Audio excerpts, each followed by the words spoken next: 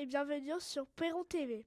Nous accueillons aujourd'hui Chris Food, auteur de la nouvelle Kyria que nous avons lue en classe. Bonjour Chris Food. Bonjour Maya. Nous allons vous poser quelques questions sur votre travail d'écrivain et sur votre livre. Chris Food est un pseudonyme et si oui, pourquoi l'avez-vous choisi? Alors tout à fait, Chris Wood est un pseudonyme mais quand même inspiré de mon véritable prénom et de mon véritable nom. Donc le Chris, Chris, je m'appelle Christophe dans la vie de tous les jours et ça fait 45 ans qu'on m'appelle Chris. Donc jusque-là, tout va bien. Ensuite, pour mon nom de famille, en fait, il faut savoir que dans la fantasy, les noms français sont assez diabolisés. Le lectorat est très réticent. Du coup, je l'ai transformé en anglais. Donc mon nom de famille, c'est Grosbois, Bois, Wood. En plus, dans la fantasy, ça tombe bien, parce que le bois, c'est quelque chose de très naturel qu'on retrouve souvent dans les romans de fantasy. Quand et comment est née l'envie d'écrire? Alors, mon envie d'écrire date depuis plusieurs années. La petite anecdote que je raconte souvent à mes lecteurs, c'est que en classe de cinquième, ça correspond à ta classe, il me semble, ma classe est partie en voyage en Italie, sauf moi. J'ai pas pu partir. Donc ils ont tous voyagé et au retour, il y avait un exercice d'écriture à faire qui était sur le journal de bord, le journal d'un voyage. J'ai récupéré plein de photos, plein d'informations sur ce qu'ils ont fait et j'ai quand même joué le jeu, j'ai écrit, je me suis laissé déborder par mon imagination. Et à l'époque, j'étais pas très très très bon élève, hein, j'étais même très mauvais en français. Et pendant l'exercice, je me suis laissé aller. J'ai trouvé ça très intéressant d'essayer d'imaginer des choses, d'imaginer une histoire. Résultat, j'ai eu la meilleure note et là je me suis dit, ah, c'est en fait écrire, il y a quand même quelque chose de très intéressant parce qu'avec le français, on pouvait faire quelque chose de magique et surtout d'imaginaire. On dit souvent que les lectures nourrissent l'imagination. Quelles lectures ont marqué votre enfance ou votre adolescence? Et bah c'est pareil, c'est à peu près à la même période, j'ai lu le livre d'Alexandre Dumas, Le Comte de Monte Cristo. Donc à l'époque, c'était un gros pavé pour moi parce que je ne lisais pas beaucoup et je me suis laissé embarquer par cette histoire et j'ai adoré.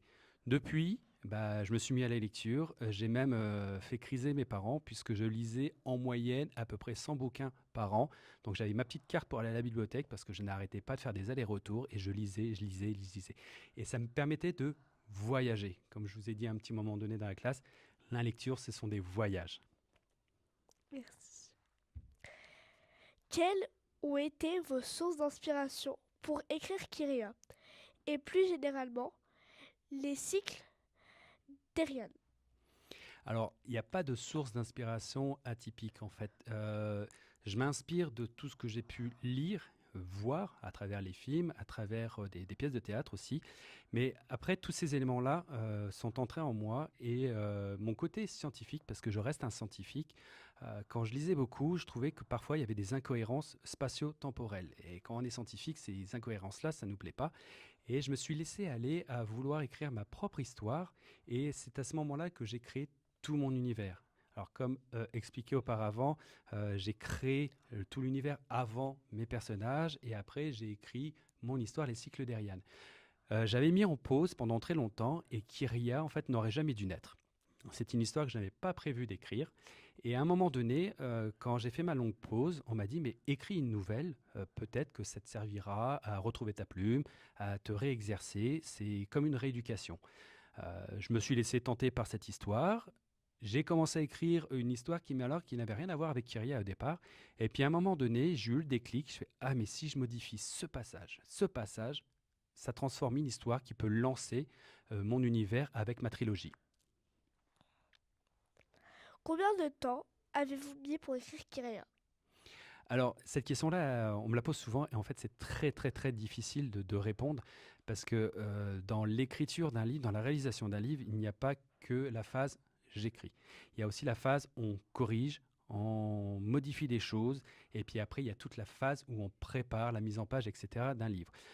En plus, pour ma part, ce n'est pas mon métier, donc pour une nouvelle comme Kyria, voilà, une petite nouvelle, Très beau d'ailleurs. c'est 3 mois. 3 mois de travail parce que j'ai un emploi du temps qui est assez chargé. Donc, j'essaie de le caler de temps en temps, une demi-heure par jour. Et ça représente à peu près 3 mois de travail pour une nouvelle. C'est beaucoup. Avez-vous eu des moments de doute, des questionnements? Alors, des moments de doute, j'en ai toujours. Toujours, toujours, toujours. On appelle ça le syndrome de l'imposteur. Exactement.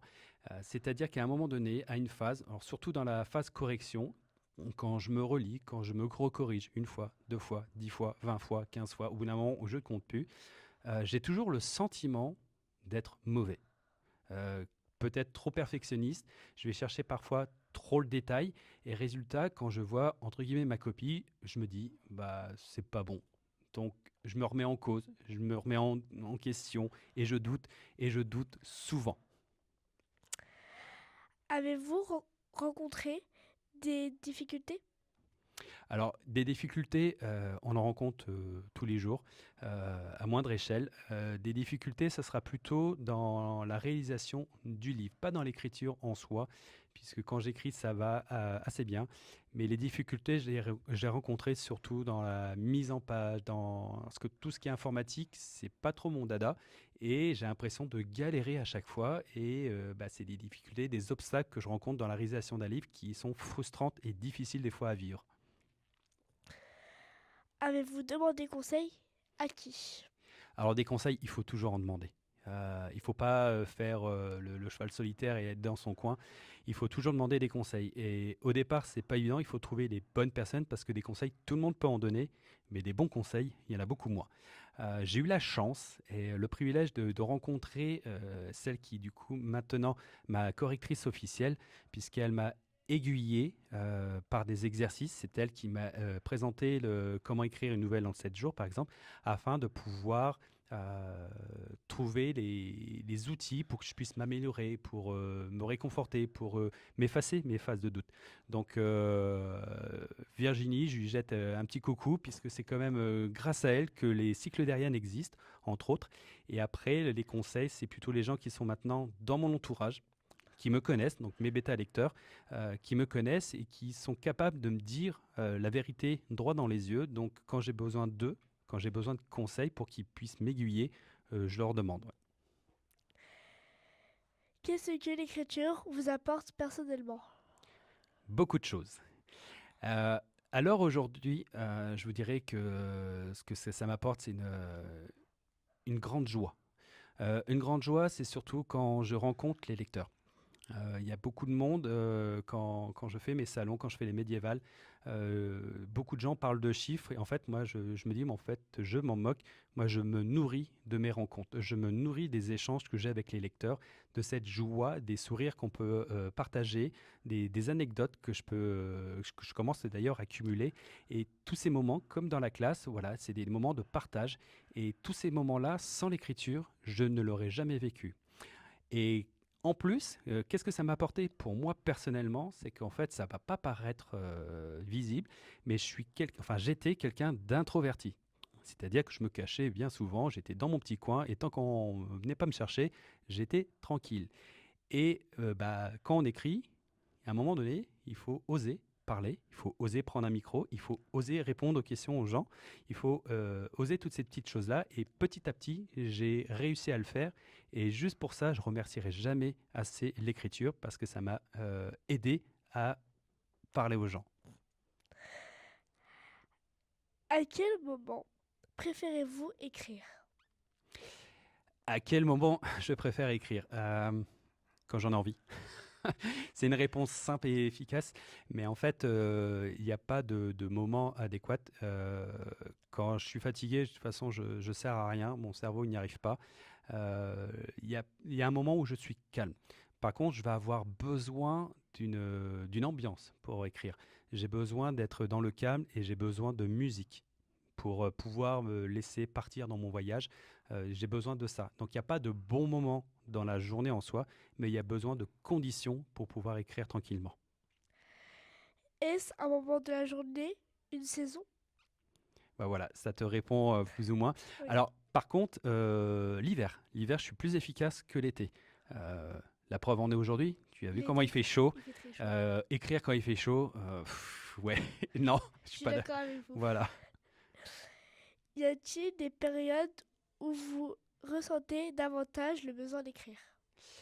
Euh, c'est pareil. Alors, ça va être des périodes peut-être de ma vie où il y a des moments où j'ai besoin de m'isoler pour me mettre dans mon histoire. J'ai des périodes comme ça où j'ai envie d'avancer dans mes projets. Donc, oui, j'ai ces périodes-là, mais c'est pas des périodes sur l'année. Ça va pas être l'hiver, l'été ou quoi que ce soit, même si j'écris plus l'hiver. Je n'ai pas de préférence. Ça va être des périodes qui vont lier être plutôt à moi, à ma personne, à, à l'auteur qui se cache derrière la tenue. Selon vous, que, pour- que peut apporter la lecture de vos œuvres à vos lecteurs? Alors, je dirais, qu'est-ce que peut apporter la lecture tout court? Euh, une évasion, des voyages, parfois des remises en cause en fonction de ce qui est écrit. Pour ma part, en fait, dans les cycles d'Ariane, je travaille beaucoup sur la psychologie de mes personnages et ça permet aux lecteurs de mieux s'identifier et ça leur permet peut-être, je dis bien peut-être, de comprendre certaines choses.